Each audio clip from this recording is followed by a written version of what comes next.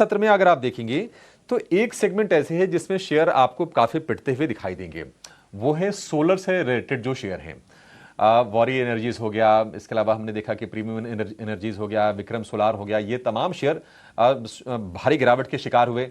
वारी एनर्जीज लगभग 11% टूट गया और उसकी रीजन ये है कि अमेरिका में जो सोलर कंपोनेंट का जो इंपोर्ट होता है उस पर टैरिफ को बढ़ा के ट्रंप प्रशासन ने कर दिया है 126%। और भी देशों पर हमने देखा कि इंडोनेशिया पर, लाओस पर भी टैरिफ को बढ़ाया गया है।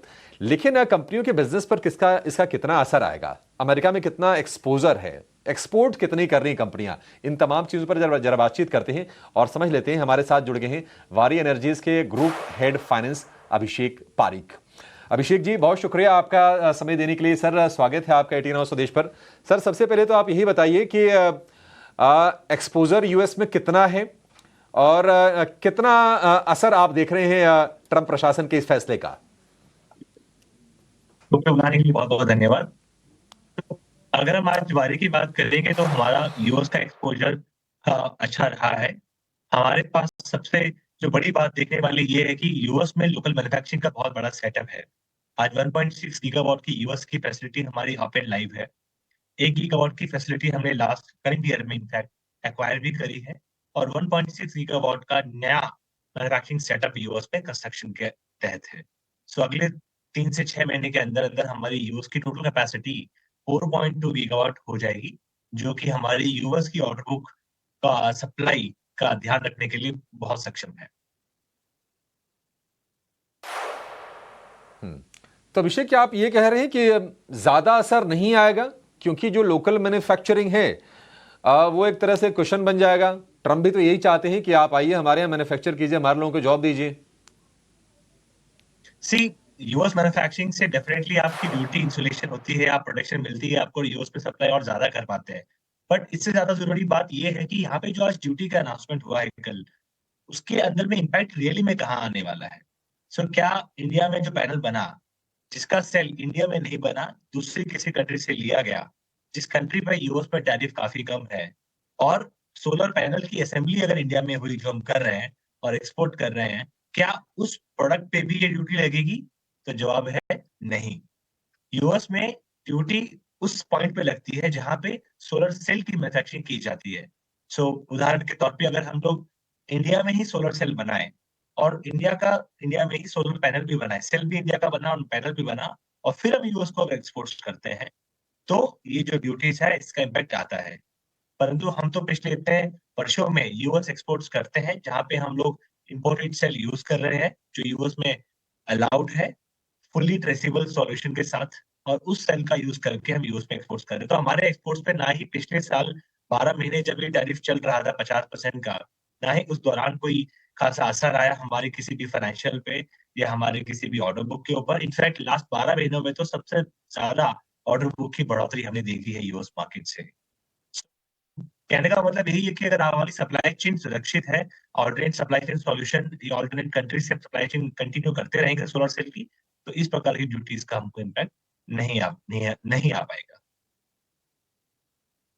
अभिषेक जी, आप ये कह रहे हैं कि अगर आप किसी और कंट्री से जो सोलर सेल है उसको इंपोर्ट करते हैं यूएस में तो आपको थोड़ा भी असर नहीं होता है, लेकिन क्या आप अभी थोड़ा सा भी सोलर सेल जो है वो इंडिया से इंपोर्ट नहीं कर रहे हैं? क्या एक्सपोजर बिल्कुल भी नहीं है? जी नहीं, हमने इंडिया से अभी तक सेल का एक्सपोर्ट चालू नहीं किया, क्योंकि इंडिया में तो सेल की डिमांड इतनी आज ज्यादा है कि इंडिया की सेल सप्लाई भी आज कम पड़ जाती है। इंडिया में जो नई फैसिलिटी हम चालू करने वाले हैं 10 गीगावाट की, वो फाइनेंशियल ईयर 27 में स्टार्ट हो जाएगी। ये सेल कैपेसिटी आने के बाद हमारी इंडिया की टोटल सेल कैपेसिटी लगभग 15.5 गीगावाट तक पहुंच जाएगी। लेकिन ये भी हमारी इंडिया की ओवरऑल जो डिमांड और जो कंजप्शन और ऑर्डर बुक को देखते हुए कम पड़ जाती है। सो यूएस की ऑर्डर बुक के लिए और यूएस की कस्टमर्स के लिए हमें सेल बाहर से ही सोर्स करना होता है। थोड़ी देर पहले हमने एक स्टेटमेंट कंपनी की तरफ से देखा था कि आप यूएस में लोकल मैन्युफैक्चरिंग को बढ़ावा देने के लिए प्रतिबद्ध हैं, तो उस डायरेक्शन में आप क्या स्टेप्स ले रहे हैं? जैसा आपने देखा, पिछले 12 महीनों में हमने यूएस में सेल मैन्युफैक्चरिंग मॉड्यूल की मैन्युफैक्चरिंग तो स्टार्ट करी ही है 1.6 गीगावाट की। उसके साथ हमने 1 गीगावाट की नई कैपेसिटी का एक्विजिशन भी किया है एरिजोना में। तो यूएस में हमारी आज की डेट में 2 फैसिलिटी ऑलरेडी हो चुकी हैं। हमने ये भी अनाउंस किया कि हम यूएस की फैसिलिटी को 1.6 गीगावाट से कैपेसिटी का विस्तार करेंगे। मतलब यूएस में हमारी कैपेसिटी टोटल मिला करके 1.6 गीगावाट प्लस 1 गीगावाट एक्विजिशन और नया 1.6 गीगावाट मिला के 4.2 गीगावाट हो जाएगी अगले अगले वर्ष के अंदर, फाइनेंशियल ईयर FY27 में। बिल्कुल। चलिए, बहुत शुक्रिया अभिषेक जी आज जुड़ने के लिए और तमाम चीज़ों पर अपनी बात रखने के लिए, बताने के लिए कि कितना इम्पैक्ट होगा या फिर कैसे आप उसको जो है वो टैकल कर रहे हैं, कंपनी के बिजनेस पर कितना असर होगा या नहीं होगा, ये बताने के लिए बहुत शुक्रिया आज। बहुत बहुत धन्यवाद। चलिए, एक राय जो है वो लेते हैं हमारे मेहमानों से भी। ये राय हम लेंगे गौरव जी से। गौरव जी, जरा एक बार बताइए, सोलर कंपनियों पे जो ये असर पड़ा है उस पर आपकी क्या राय है, खासकर वारी एनर्जीज पर आपकी क्या राय है? कंपनी का मैनेजमेंट तो ये कह रहा है कि बहुत ज़्यादा असर उन पर बिल्कुल भी नहीं है, क्योंकि वो जितना भी सोलर सेल जो है वो किसी दूसरे देश से सीधा इंपोर्ट कर रहे हैं यूएस में, तो उन पर ये ड्यूटी जो एडिशनल ड्यूटीज़ हैं उन पर नहीं लगेंगी। और हालांकि स्टॉक पे रिएक्शन आज जो है वो 10% के आसपास का हो गया। जैसी खबर आई, शुरुआत ही सुबह जो है वो 10% की गिरावट के साथ हुई। तो जब कंपनी का क्लैरिफिकेशन आ गया तो क्या व्यू बनता है आपका इस पर? विकास जी, हाय, गुड आफ्टरनून। और यस, क्लैरिफिकेशन जरूर आया है, लेकिन डेंट जो इनिशियल फ्रंट पे लगा है वो एक सेंटिमेंटल डेंट भी है एट लार्ज पूरे के पूरे इस पर्टिकुलर सेक्टर पे। और वारी एनर्जी कहीं ना कहीं एक सबसे बड़ा प्रोमिनेंट नाम है, सबसे one of the largest players भी है इस पर्टिकुलर सेगमेंट का।